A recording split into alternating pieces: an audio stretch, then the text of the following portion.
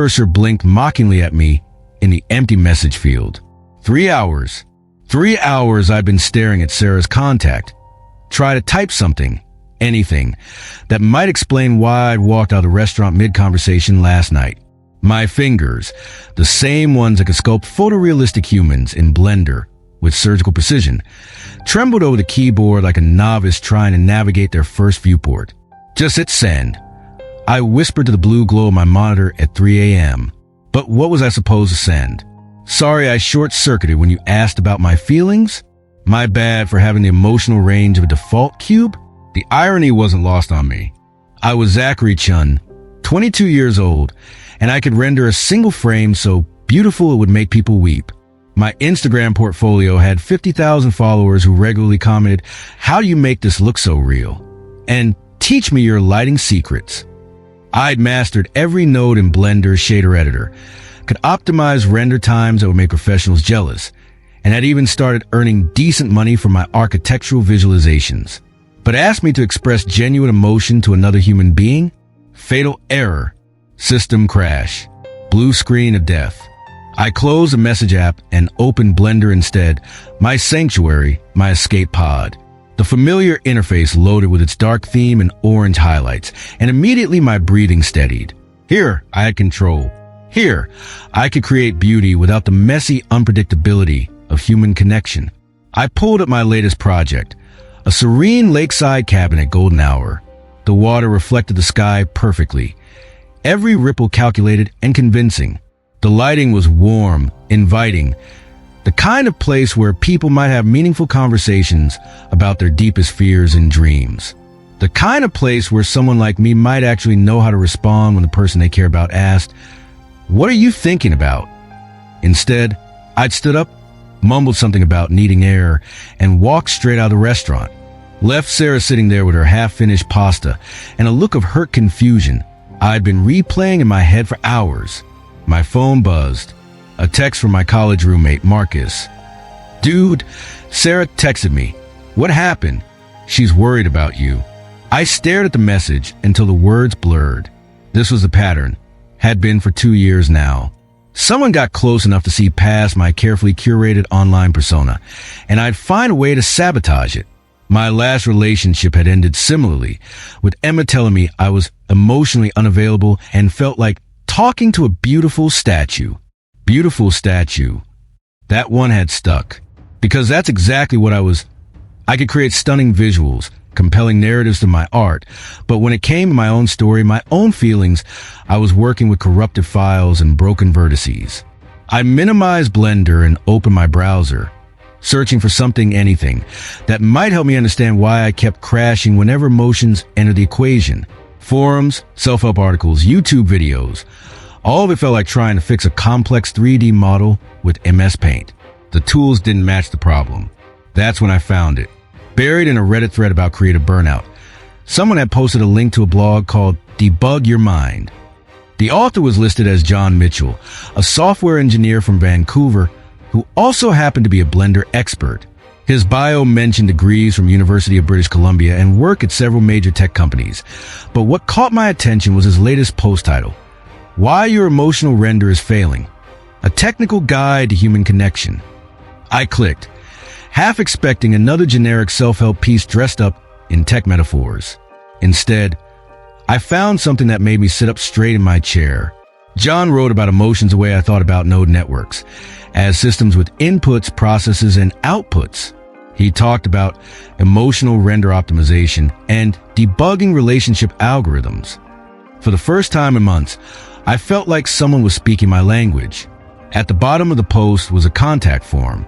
Before I could talk myself out of it, I was typing. I'm a 22-year-old Blender artist who can render photorealistic scenes, but can't seem to process my own emotions without crashing.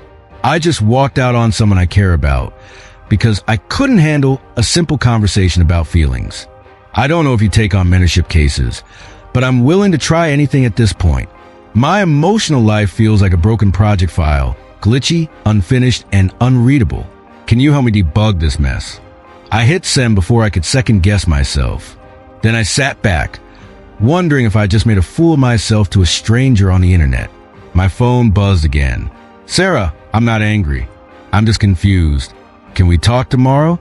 I stared at the message, my chest tightening. Tomorrow.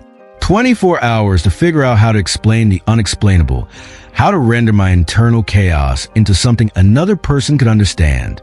I opened Blender again and started a new project. Maybe if I couldn't fix my emotional workflow, I could at least create something beautiful while I figured out what came next. The default cube appeared on screen, and I began to model. But for the first time in years, I couldn't escape the feeling that I was the one who needed to be resculpted from scratch. The response came faster than I expected. John Mitchell's email arrived at 6 a.m., just as I was finishing my 4 cup of coffee and contemplating whether 3 hours of sleep counted as a power nap or a cry for help. Zachary, your message resonated with me more than you know. I've been where you are, brilliant at creating digital worlds, terrible at navigating the emotional landscape of the real one. Let's start with a simple diagnostic. When you encounter an emotional situation, what happens in your mind? Map it out like you would a node tree. No judgment, just observation. John, I stare at the email, then at my phone where Sarah's text still waited for a response. She'd suggested coffee at 2 p.m. It was now 6:07 a.m., and I had exactly 8 hours to figure out how to explain why I'd malfunctioned at the mention of feelings. Mapping my emotional process like a node tree, I opened a new Blender file and actually started building one, using math nodes to represent my psychological workflow. Input, emotional stimulus. Process, immediate panic response. Output, social catastrophe. It was embarrassingly linear for someone who regularly built complex procedural materials. I screenshot the node tree and sent to John with a note. This is literally what happens in my brain. It's like I'm running emotional calculations on a single core processor from 1995. His response came within minutes. Perfect. Now I see what we're working with. You're trying to render emotions in real time with no pre-processing. That's like trying to render a complex scene with full global illumination, volumetrics, and no denoising. Of course you're going to crash. When are you free for a video call? We scheduled for 10 a.m. I spent the intervening hours stress modeling, my version of stress eating, where I compulsively created 3D objects to calm my nerves. By 9:55, I had a perfect digital replica of my coffee mug, complete with accurate liquid physics for the coffee inside. My emotional state remained unchanged, a mess of corrupted keyframes and broken armatures.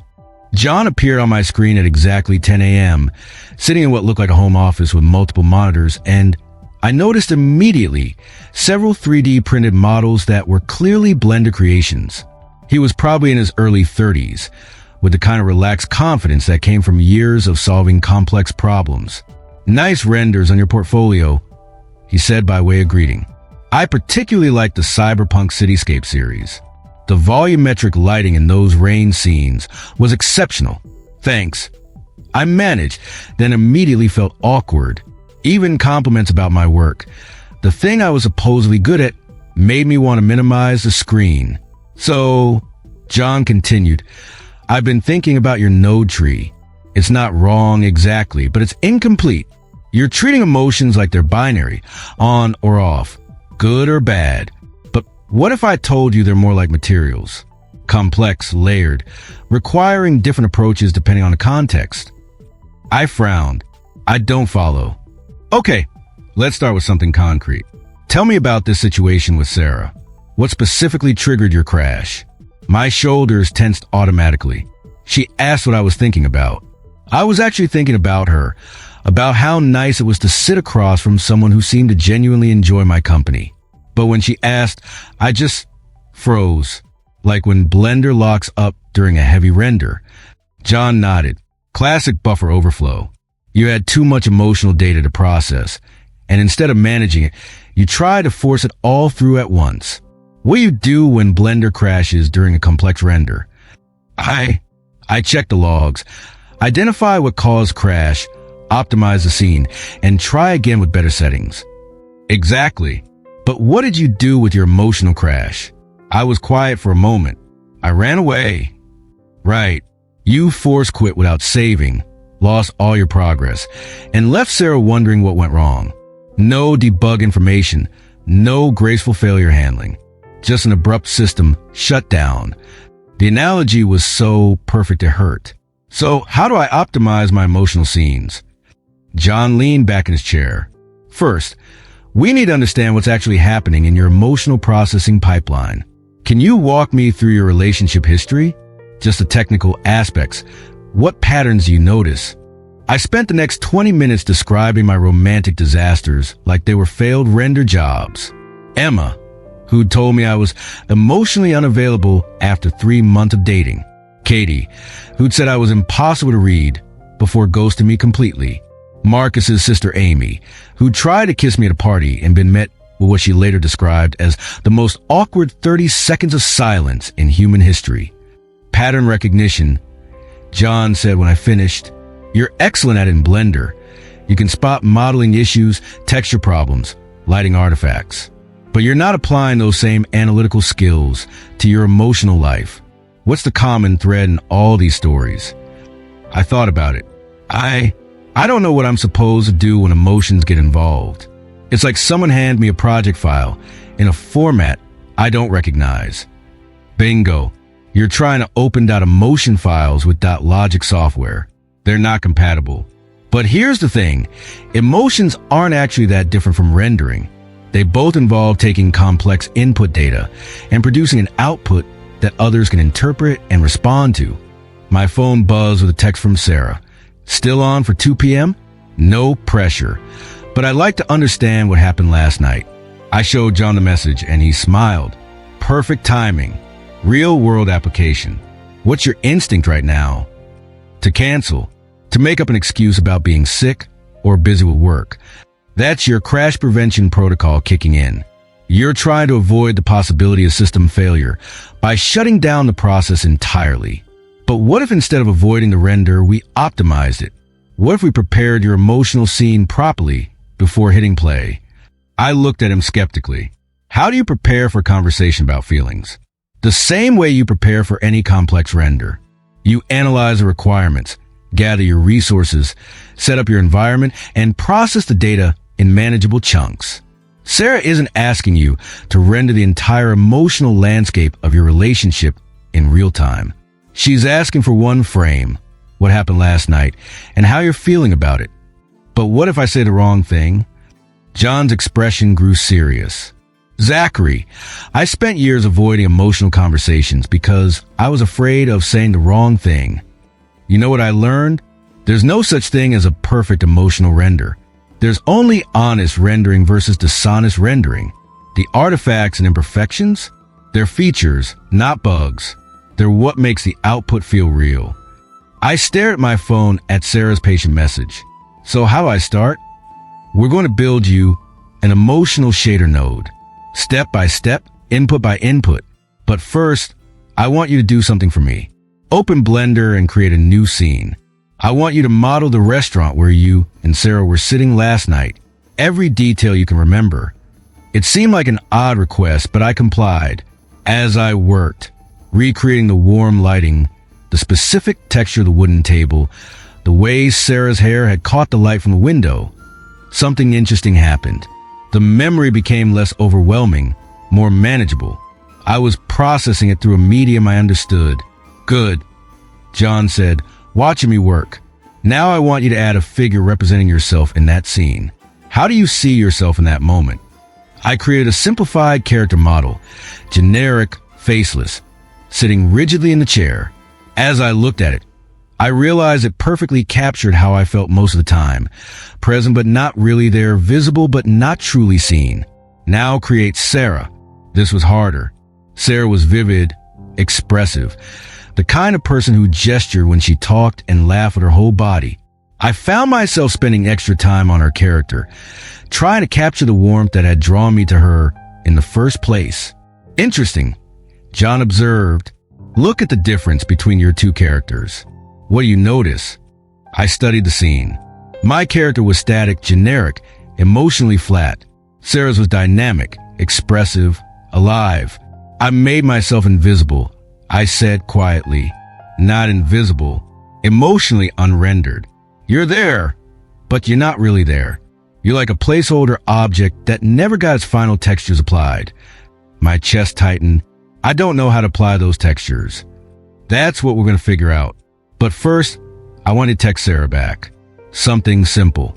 Something honest. Don't try to render the perfect response. Just send her a single frame of truth. I looked at my phone, then at the 3D scene on my screen, at the placeholder version of myself sitting across from the vibrant representation of Sarah. For the first time, I could see the problem clearly. I'd been so afraid of producing imperfect emotional output that I'd stopped producing any output at all. My fingers moved across the keyboard. I'm sorry about last night. I wanted to tell you how I felt, but I didn't know how. I'm not good at this, but I want to try. Can we talk? I hit send before I could second guess myself. John smiled. That's your first successful emotional render. Simple, honest, unoptimized, but it works. Now, let's talk about what happens when she responds. Sarah's response came within minutes. Yes, let's talk. I was worried I'd pushed too hard. See you at 2. I stared at the message, waiting for the familiar panic to set in. Instead, I felt something different, still nervous but not paralyzed. John had been right about managing emotional data in smaller chunks. Good, John said, reading my expression through the video call. You're not crashing. That's progress. Now, let's talk about what you're going to do differently this time.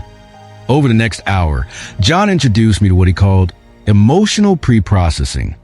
It was based on research he'd read about from Dr. Lisa Feldman Barrett at Northeastern University, who had found that emotions weren't just reactions. They were predictions our brains made based on past experiences and current context. Think of it like blenders denoising algorithms. John explained, your brain is constantly trying to predict what's going to happen next, but it's working with noisy data from past emotional crashes. So it defaults to the safest option, shutdown. He had me open a new text document and create what he called an emotional project file for my conversation with Sarah. Input parameters. What I actually wanted to communicate. Processing requirements. Staying present instead of future tripping about worst-case scenarios. Output goals. Honest connection, not perfect performance. The key, John continued, is understanding that emotions aren't problems to be solved. They're information to be processed. When you feel nervous about talking to Sarah, that's not a bug. It's your system telling you this conversation matters to you. I was scribbling notes like a first-year CS student. But how do I actually use that information? Same way you use any data in Blender. You analyze it, you understand what it's telling you, and you decide how to apply it to your scene. If you're nervous because you care about Sarah, that's useful information. It means you should probably tell her you care about her. This seemed impossibly simple, but as I thought about it, I realized I'd been treating emotions like they were malicious code instead of valuable data. Every time I felt something, I tried to quarantine it instead of understanding what it was trying to tell me. There's something else, John said, pulling up a research paper on his screen. Dr. Matthew Lieberman at UCLA did fascinating work on emotional regulation through language. He found that simply naming emotions, what he called affect labeling, significantly reduced their intensity. It's like adding proper naming conventions to your node trees. When everything is labeled clearly, you can actually work with it instead of drowning in spaghetti connections. I looked at the clock. 1:30 p.m. 30 minutes until I had to put all this theory into practice. I'm scared, I said suddenly, surprised at myself. I'm scared I'm going to mess this up like I mess up everything else. Good, John said. You just successfully processed and exported an emotion. You identified what you were feeling, you named it, and you communicated it clearly. That's exactly what you need to do with Sarah. But what if she doesn't? What if she thinks I'm weird for needing to analyze emotions like they're code? John's expression grew thoughtful. Can I tell you something about my wife? When I met her, I was exactly where you are now. Brilliant with computers, disaster with people. Our first fight happened because I tried to debug our relationship like it was a software problem. I actually made her a flowchart showing how we could optimize our communication protocols. I cringed. How did that go? About as well as you'd expect. But here's the thing. Instead of leaving me for someone more emotionally fluent, she said something that changed everything. She said, I don't need you to be perfect at this. I need you to be honest about where you are and willing to learn. Something in my chest loosened. She said that. She did. And then she helped me understand that emotional intelligence isn't about being naturally good at feelings. It's about being willing to practice, to fail, to iterate and improve, just like any other skill. I looked at my phone again. 1:45 p.m. What if I crash again? Then you'll debug the crash and try again. But Zachary, you're not going to crash. You know why? Because you're not trying to render the perfect emotional scene anymore. You're just trying to render an honest one. John walked me through what he called graceful failure protocols, ways to handle emotional overwhelm without completely shutting down. If I felt myself freezing up, I could tell Sarah exactly that. I'm feeling overwhelmed right now, but I want to keep talking. Can you give me a minute to process? If I didn't know how to respond to something, I could say, I don't know how to respond to that, but I want to understand. The goal isn't to eliminate emotional bugs, John explained. It's to handle them gracefully when they occur. Even the most expensive render farms crash sometimes. The difference is they have recovery protocols. At 1:55, I closed my laptop and headed to the coffee shop. As I walked, I practiced what John had taught me, naming my emotions instead of being overwhelmed by them. Nervous, yes. Excited, surprisingly, also yes. Afraid, absolutely. But also determined, a new addition to my emotional vocabulary. Sarah was already there when I arrived, sitting at a corner table with 2 cups of coffee. She looked up as I approached, and I saw something in her expression I hadn't noticed before. She was nervous too. Hi, I said, sitting down across from her. Hi, she said back, offering a tentative smile. How are you? Instead of my usual fine or good. I took a breath and tried honesty. I'm nervous, I said, but I'm glad you're here. Her expression softened. I'm nervous too. I keep thinking I said something wrong last night. You didn't, I said quickly. You asked what I was thinking about, and I panicked because I was thinking about you, about how nice it was to sit across from someone who seemed to actually enjoy my company. And instead of saying that, I short-circuited and ran away. Sarah blinked. You were thinking about me? I was thinking about how, when you laugh, you scrunch your nose a little, and how you actually listen when I talk about my work instead of just waiting for your turn to speak. And how I've been afraid to tell you that because I'm not good at this emotional stuff, but I want to be better at it. The words came out in a rush, unpolished, and probably not optimally formatted, but they were honest. And instead of looking confused or put off, Sarah's smile grew wider. That's actually really sweet, she said. I was worried you thought I was boring. Boring? I couldn't hide my surprise. Sarah, you're the most interesting person I've met in years. You're like a perfectly optimized scene that's also completely unpredictable. That doesn't make sense as a metaphor, but... No, it does, she interrupted, laughing. I know enough about your work to know that's a huge compliment. I felt something I hadn't felt in years. Successful emotional rendering.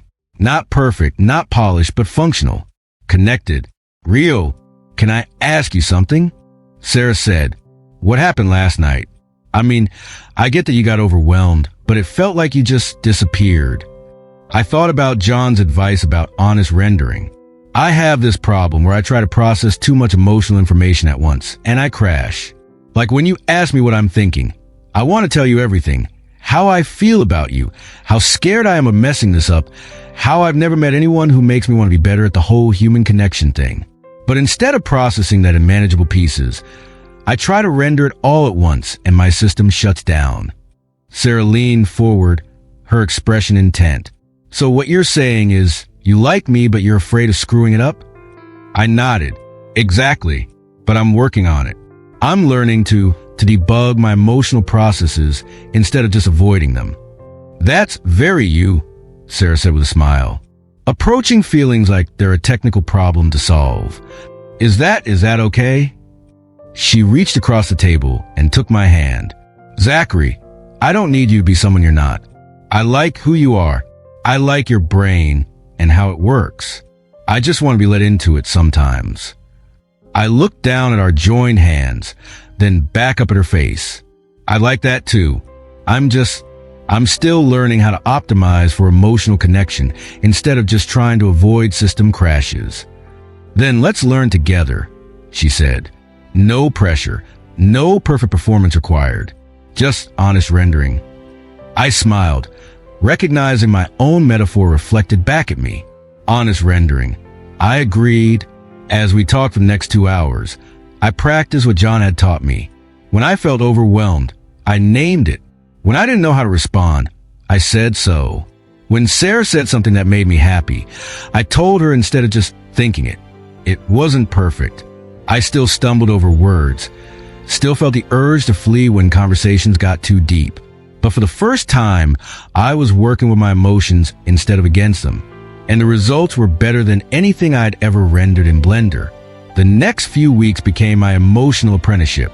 John and I talked twice a week, treating each interaction with Sarah like a learning exercise, not in a clinical way, but with the same methodical approach I'd use to master a new Blender feature. Think of it as building your emotional skill tree, John explained during one of our sessions.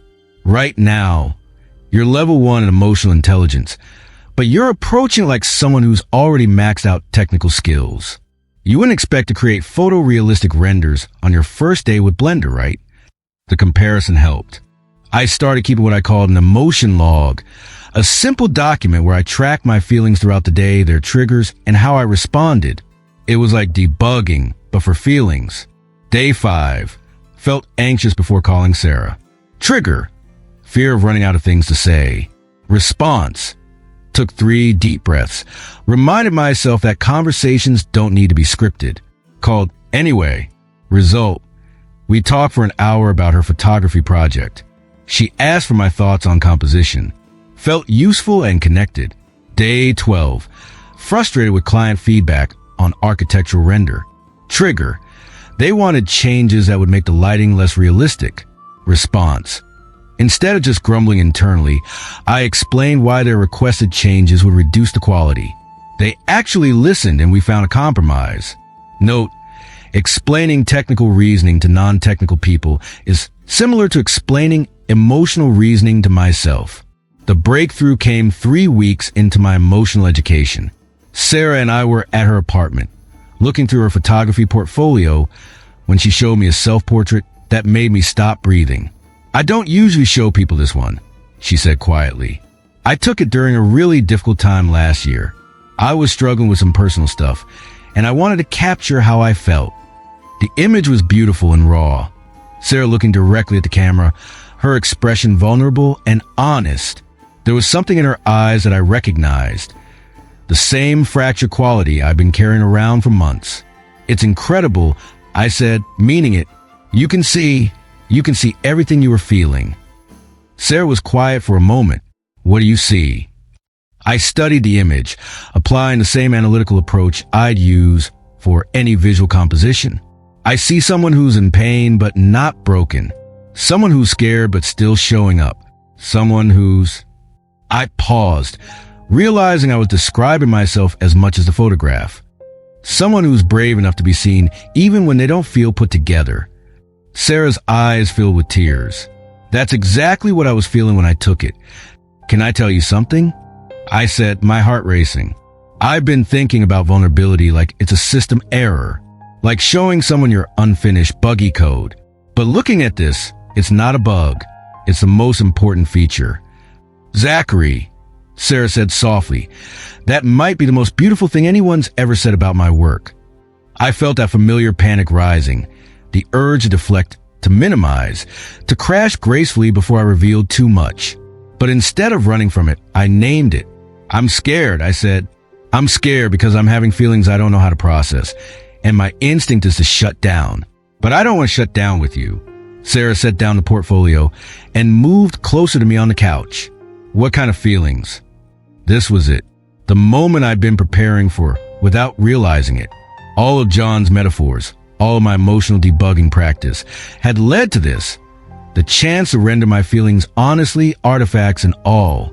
I'm falling in love with you, I said, the words coming out quiet but clear. And I don't know how to do that without crashing. I don't know how to be in love and still be myself. I don't know how to optimize for connection without losing the parts of me that make me me. Sarah's expression shifted through several emotions: surprise, tenderness, something that might have been relief. You think loving someone means you have to change who you are? Doesn't it? Everyone I've tried to date has wanted me to be more emotionally available, more expressive, more, I don't know, more like a normal person. Zachary, Sarah said, taking my hands in hers, I fell for you because of who you are, not despite it. I love that your brain works like a computer sometimes. I love that you approach problems systematically. I love that you see beauty in technical precision and that you can explain complex concepts with metaphors about rendering. I stared at her, processing, but I'm still learning how to do this. The emotional stuff. So am I, she said. I'm learning how to communicate with someone whose brain works differently than mine. I'm learning that when you get quiet, it doesn't mean you're upset with me. It means you're processing. I'm learning that your way of showing love is different from what I'm used to, but it's not less meaningful. What do you mean? Sarah smiled. Last week, when I mentioned I was frustrated with the lighting in my home office, you spent 3 hours researching and then showed up with a color-corrected LED setup that perfectly matched natural daylight. You didn't just say that sucks or I'm sure it'll work out. You saw a problem I was having and you solved it. That's love, Zachary. That's your language. Something clicked into place. I'd been thinking about emotional expression like it was a foreign language I needed to learn fluently. But maybe it was more like translation, finding ways to express my feelings in terms that made sense to both of us. So when I optimize your workspace lighting, that's me saying I love you. When you optimize my workspace lighting, that's you saying you pay attention to what matters to me and you want to make my life better. Yes, that's love. I felt a weight I hadn't realized I was carrying start to lift. And when you ask me what I'm thinking about, that's you saying you want to understand how my brain works. Exactly. I'm not asking you to perform emotions for me. I'm asking you to let me into your process. That night, I called John to tell him about the breakthrough. He listened to my excited recounting of the conversation, and I could hear him smiling through the phone. You know what you just did? He said when I finished. You successfully rendered a complex emotional scene. Real time, no pre-processing, no crashes. You took raw emotional data, your feelings about Sarah, your fears about love, your confusion about how to be authentic, and you process it into clear, meaningful output. It didn't feel like rendering. It felt like finally using the right tool for the job. That's exactly what it was. You've been trying to hammer screws with emotional intelligence, when what you needed was to find the right emotional screwdriver. You're not broken, Zachary. You were just using the wrong tools. Over the following weeks, I practiced what I started thinking of as emotional compositing, layering different feelings and responses to create more complex, nuanced interactions. When Sarah had a bad day at work, instead of trying to fix it immediately, I learned to listen first, acknowledge her feelings, and then offer practical support as she wanted it. When I felt overwhelmed during social situations, I learned to communicate my needs clearly instead of just disappearing. The transformation wasn't dramatic or instant. It was iterative, like any skill development. But slowly, I started to feel like I was building emotional intelligence the same way I'd built technical skills, through practice, patience, and willingness to fail and learn. 3 months after my first conversation with John, Sarah and I were having dinner when she said something that made me realize how far I'd come. I need to tell you something, she said, looking nervous. I've been thinking about us, about where this is going, and I love you too. A year ago, this moment would have sent me into system overload. Too much emotional data, too many possible responses, too much fear of saying the wrong thing. But now, I felt something different. Joy, clarity, and a deep sense of connection. I love you too, I said and meant it completely. And I'm not scared of it anymore. Sarah smiled, reaching across the table to take my hand. What changed? I thought about it for a moment. I stopped trying to be perfect at emotions and started trying to be honest with them. I stopped treating feelings like bugs and started treating them like features. And I learned that love isn't about rendering a perfect scene. It's about being willing to show someone your work in progress. Even when it's messy, especially when it's messy, the artifacts and imperfections, they're what make it real. 6 months later, I was teaching a Blender workshop at the local community college when something unexpected happened. A student raised her hand during the break. "I have a question that's not about Blender," she said hesitantly. "I'm Sarah, I'm 19, and I've been struggling with anxiety. I love 3D art because it gives me control, but I fall apart in social situations. You seem really calm and confident. How do you handle the pressure of teaching and being around people?" The old me would have deflected, probably made a joke about being better with computers than people. Instead, I found myself sitting on the edge of the desk, considering her question seriously. "Honestly," I said, "I used to be terrible at social situations. I'd panic and shut down, or I'd avoid them entirely. I was great at creating digital worlds, but couldn't navigate the real world." Several other students looked up from their laptops, suddenly interested. "What changed?" Sarah asked. "I learned to debug my emotional processes the same way I debug my 3D scenes. When something goes wrong in Blender, you don't just give up. You figure out what caused the problem and fix it." I started applying that same logic to my feelings. I found myself explaining John's metaphors, the concept of emotional pre-processing, the idea that feelings were information to be processed rather than problems to be avoided. As I talked, I realized I wasn't just sharing what I'd learned. I was living it. Here I was, standing in front of 20 strangers, talking about my emotional struggles without breaking down or running away. "So you treat emotions like data?" asked Marcus, a quiet guy who usually sat in the back. "Exactly. When you're anxious, that's your system telling you something matters to you. When you're excited, that's your brain highlighting important information. Instead of trying to suppress those signals, you learn to interpret them and respond appropriately." After class, 3 students approached me with their own stories. Marcus talked about his social anxiety affecting his job interviews. Lisa shared her struggle with perfectionism that paralyzed her creative work. David mentioned his difficulty connecting with his family after coming out as gay. "Would you be willing to do a workshop on this?" Lisa asked, "Like officially?" I bet a lot of art students deal with similar stuff. That evening, I called John to tell him about the unexpected turn my Blender class had taken. "You know what you just did?" he said, and I could hear the pride in his voice. "You took everything you've learned about emotional intelligence and made it accessible to others. You're not just debugging your own emotional processes anymore. You're helping others debug theirs." It felt natural, I said, surprised by my own statement. Like I was just explaining any other technical concept. Because that's exactly what you were doing. Emotional intelligence is a learnable skill set, just like 3D modeling, and you become fluent enough to teach it. The workshop idea stayed with me. Over the next few weeks, Sarah and I developed what we called Emotional Rendering 101, a program that combined digital art creation with emotional intelligence training. Sarah contributed her photography expertise and her natural gift for helping people feel safe being vulnerable. Our first official workshop had 12 participants. We started with a simple exercise. Create a 3D scene that represents how you feel right now. No judgment, no requirements for technical perfection, just honest emotional expression through digital art. The results were remarkable. Anxiety became twisted, spiky geometries with harsh lighting. Depression manifested as heavy, dark objects sinking through empty space. Joy emerged as bright, dancing particles with warm, golden illumination.